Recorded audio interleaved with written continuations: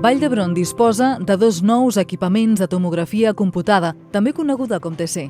Un a l'Hospital General del campus Vall d'Hebron i l'altre a l'edifici Garbí del Parc Sanitari Pere Virgili. El nou TC de l'Hospital General forma part de la dotació de 8 equips operatius al campus Vall d'Hebron i es tracta d'un equip de tecnologia avançada, el primer d'aquesta generació instal·lat en un hospital públic català.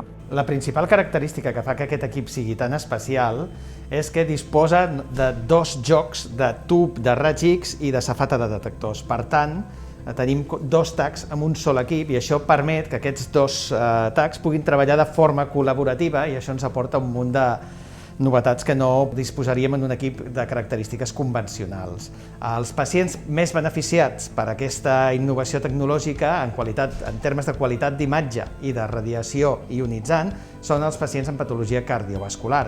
Però no només s'acaba aquí, sinó que també presenta beneficis per a pacients amb patologia abdominal, pulmonar o neurològica que s'estudien aquí, tant ingressats com ambulatoris. Així, ara mateix estem realitzant aproximadament 170 estudis per setmana, dels quals una quarta part són de patologia cardiovascular.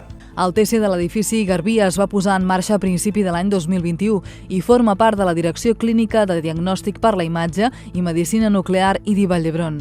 Permet realitzar estudis amb un mínim contacte amb el pacient, evitant així els riscos de contagi en època de pandèmia. Aquest equipament forma part d'un dels 5 espais polivalents que el Servei Català de la Salut va posar en marxa en el marc de la pandèmia de la Covid-19.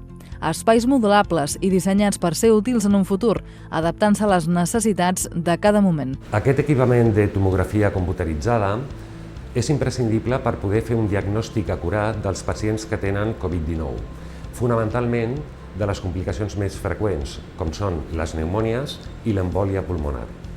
Tanmateix, aquest equipament ens està servint per alleugerir la pressió assistencial que tenim a l'Hospital Vall d'Hebron, donat que el fem servir per estudiar pacients en seguiment que han patit Covid-19 en el passat i també per estudiar pacients provinents de l'atenció primària.